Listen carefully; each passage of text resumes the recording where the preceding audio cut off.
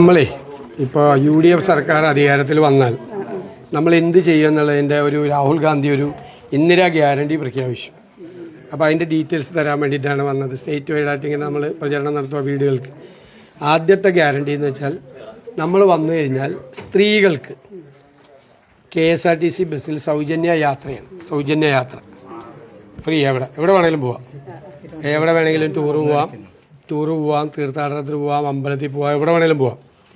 രണ്ടാമത്തെ കാര്യം എന്ന് പറയുന്നത് ഈ പെൺകുട്ടികൾ കോളേജിൽ പഠിക്കുന്ന പെൺകുട്ടികൾക്ക് 1000 രൂപ മാസം ധനസഹായം കൊടുക്കുക. അവർ പഠിച്ച് നല്ല നിലയിലെത്തട്ടെ എന്ന് വിചാരിച്ചിട്ടാണ്. മൂന്നാമത് ചെറുപ്പക്കാർക്ക് സംരംഭം തുടങ്ങാൻ 5 ലക്ഷം രൂപ പലിശരഹിത വായ്പ തുടങ്ങുക. പിന്നെ ചികിത്സയുടെ കാര്യം അറിയാമല്ലോ, ചികിത്സ നടത്തിക്കൊണ്ടിരിക്കുന്ന ആളല്ലേ. ചികിത്സാ ചെലവെന്ന് പറയുന്നത് താങ്ങാൻ പറ്റില്ലല്ലോ. ഒരു അപ്പർ ക്ലാസ് ഫാമിലിക്ക് പോലും താങ്ങാൻ പറ്റാത്ത സ്ഥിതിയാണ്. പറയേണ്ട ആവശ്യമില്ല, നമ്മൾ ഓരോ ദിവസം കണ്ടുകൊണ്ടിരിക്കുക.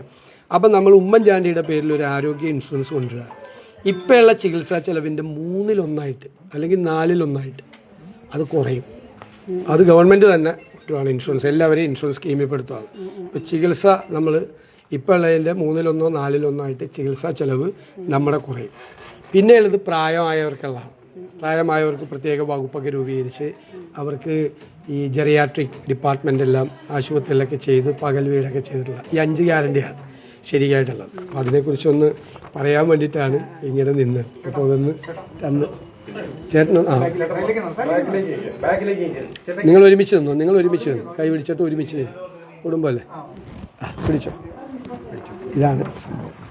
അപ്പോൾ നേരിട്ട് വന്ന് പറയാൻ വേണ്ടിയിട്ട് അത് പിന്നെ ഇത് കഴിഞ്ഞിട്ട് കൊടുത്താണ്. ഇതാണ്.